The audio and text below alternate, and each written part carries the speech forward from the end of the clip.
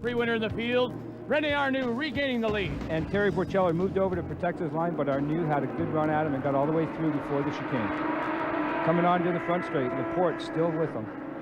And now looking, you can see Arnoux checking the mirrors, taking the outside line as they'll go into turn 1 to the outside. Here comes Borcheller. Borcheller tries the outside line.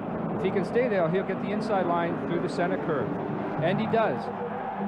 Borcheller leading out of the center curve. Here comes Richard Laporte. Oh my, Laporte looking for the inside, has the door closed by Arnoux. Look at Arnoux now trying to get it right back. And Arnoux got the line going into 3 and 4, and it's Arnoux. René Arnoux has retaken the lead as they swap the leads through 1, 2, 3, and 4, and all the while Laporte is just hanging back there in 3rd place. You know, Vic, you have to wonder what's going through the minds of Terry Borcheller and Richard Laporte dicing out there in the Canadian Grand Prix with a Formula 1 star like René Arnoux. And all the while, a great battle going on just back there. The yellow and green new Beetles of Laffite and Lachapelle. Here they come. Jacques Laffite trying to hold off Lachapelle, who has been an automotive writer for many years in this country and is the best of the journalists. Under braking here, going into 8 and 9. Has he got away by? No, it'll be Laffite to hold him up. But he certainly looks like he's got Laffite worried. Heading down towards Casino, and now it's Borcheller and Laporte. You saw them going side by side. Here they go into the Casino bend, and it is Laporte who's gotten by to take over 2nd place. And Richard Laporte goes into 2nd place, and now he'll put his head down and chase down René Arnoux. Remember, it's a 25-minute timed race around the Circuit Gilles Villeneuve, 4.421K. Another look inside. Here comes Laporte. And you can see Terry's good about it, leaves him a lot of room, and allows Richard to get by. And now it's Borcheller who's forced to do the chasing as he looks to come up. And isn't that something? In 1 lap, Borcheller goes from 1st to find himself in 3rd, as it's a train now of 3 new Beetles.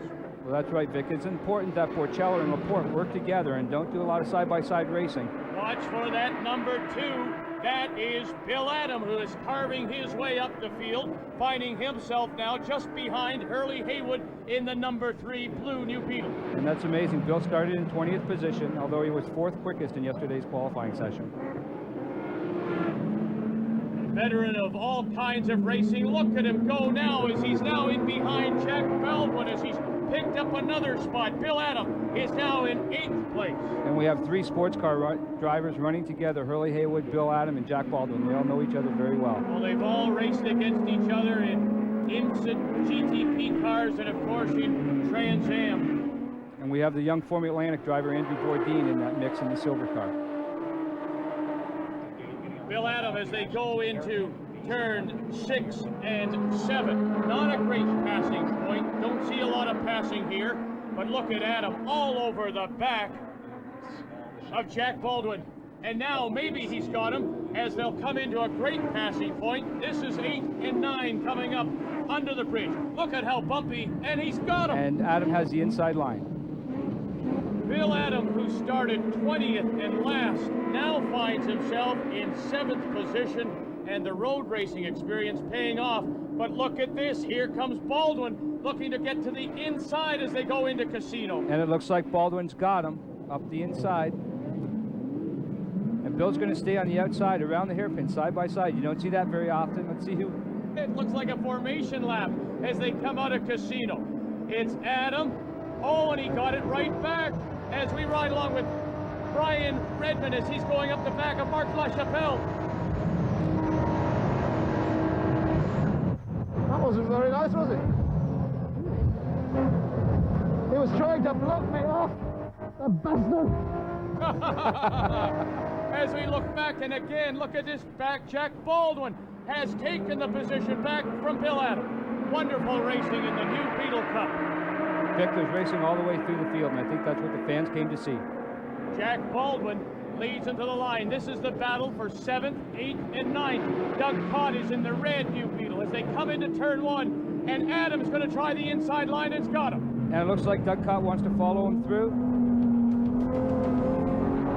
Bill Adam now in 7th 7th place as he makes his way up and runs through the 6-speed gearbox. You have to wonder how Doug Kott feels finding himself surrounded by legends of sports car racing. TSN's coverage of the new Beetle Cup continues from Montreal.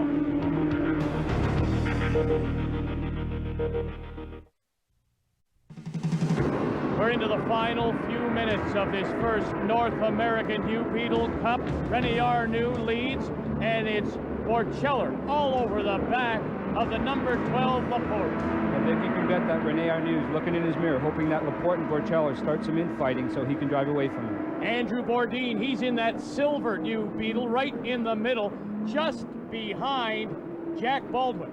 Bordin finds himself in 13th position. The number 21 just going into turn 1. That's Doug Kott. Remember, he started on the front row. And he's got 3-time 24-hour Le Mans winner Hurley Haywood right behind him. But the man who's made the biggest moves is the yellow New Beetle. That is Bill Adam, who has gone from 20th and now sits in the 7th position, followed by Kott, Haywood, Price Cobb, and Jack Baldwin, who is falling back. It's unfortunate we found David Empringham in the pits with a mechanical failure. He started 19th and worked his way up to 8th by the 3rd lap. I think he and Bill would have put on quite a show. Bill Adam trying to stretch it out just a little bit. Look at Bordin. It isn't raining, but somehow he's hit the wipers and he's got him going here in Montreal. Well, I'm sure there's a lot more room in that new Beetle Cup car than there is in his Formula Atlantic car that Andrew finished 2nd in the Formula Atlantic race yesterday. Look at this. They're too wide going into turn 8. And Bordin ahead of the number 4 of Baldwin with Cobb right behind. And Bordin's still got his wipers going. He's probably searching around for the wiper switch. And he's found it now. And we've got damage on one of the green New Beetles. So we have an incident here as Bordin, look at that, Baldwin never gives up, looking to the inside, coming through Casino. And Andrew left him one car width at the apex, not to squeeze him too tight. You can see the damage on the number 10. That's Gélinas. Bordin leading this pack. Here goes Baldwin. Up the inside, coming into the start-finish chicane. That's Bill Adam, followed by Kott, followed by Haywood, followed by Cobb, and Baldwin has got Andrew Bordin. Vic, you can tell we have a field of true racers. No matter where they are in the field, they're not going to give up, and they have to get in front of the car that's ahead of them. Now you're telling me Bordin in the silver car, that's basically a stock New Beetle. That was one of our show cars, and we had some problems and needed to enter it in the field. And it probably is a little bit off the pace, but Andrew's doing a great job keeping it up there. Oh, some great battles as we go back to the front now, and Borcheller has regained the lead, and this is how he did it, getting by Arnoux. We see Terry going on the outside. He's done this more than once this weekend. Into turn 1, and he holds him off, and right behind Laporte looking to get through 2. Now you can bet Richard Laporte's hoping that Arnoux and Borcheller get side by side so he can gain some ground. Terry Borcheller, who drives for Celine Racing. Remember, it used to be the Celine Mustangs. As we look back, and we've had an incident now. You see Bordin has stretched it out. That's Baldwin in the number 4 green New Beetle as they come into Casino. Here's what happened. Oh, and it's the number 10, Gélinas. And he spins Baldwin around. What kind of move was that? Jack does a great job to catch it. I'm sure he won't be real pleased after the race about that move. But there's your leader as they come down the back straight. And Jacques Laffite has caught the lead pack. Under the Casino Bridge, heading towards the start-finish chicane.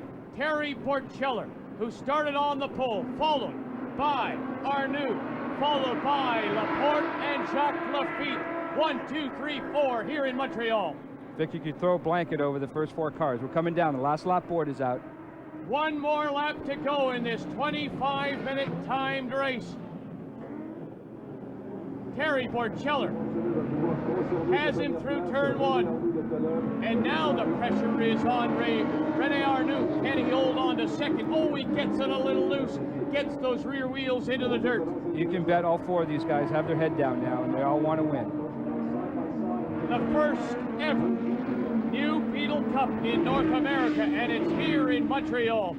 And he's starting to stretch it out a little bit, Chris. Yeah, it looks like Terry's taking some pretty good care of his tires, and he's stretched out the lead by 4 or 5 car lengths. We have a car off the road. Oh, it's Tony Swan who has problems, and he gets it righted. And again, it's into turn 1. Oh, you said about the braking, and if it just gets away on you, the light rear end gets away from Swan. He does a swan dive into the gravel trap at turn 1. And you can see Tony hard on the throttle as to not to get stuck in the gravel trap. Here we go, 1, 2, 3, 4, final lap here in Montreal, and it's Borcheller leading, followed by Arnoux. Has he got enough now inside going into Casino? Not enough. Now he has to get the power down. Yeah, they're trying not to get any wheel spin coming out of the hairpin and get all the power to the ground. And you can see Brian Redman holding off Marc Lachapelle. That's 5 and 6. And Brian Redman got some wheel spin. You could see the inside front tire spinning as he exits the hairpin. Brian Redman back with the leaders. And Chris, Arnoux is giving it one last try. And Borcheller's protecting his line. Arnoux tries the long way around. Borcheller managed to hold him off. And the pole sitter, Terry Borcheller, will lead them to the line. Here's the checkered flag, and he is the winner of the new Beetle Cup in Montreal, followed by Arnoux, Laporte, and Laffite. Well, I'm sure this has made Terry's day and the trip home from France well worth it. Redman and Lachapelle, what a race here in Montreal.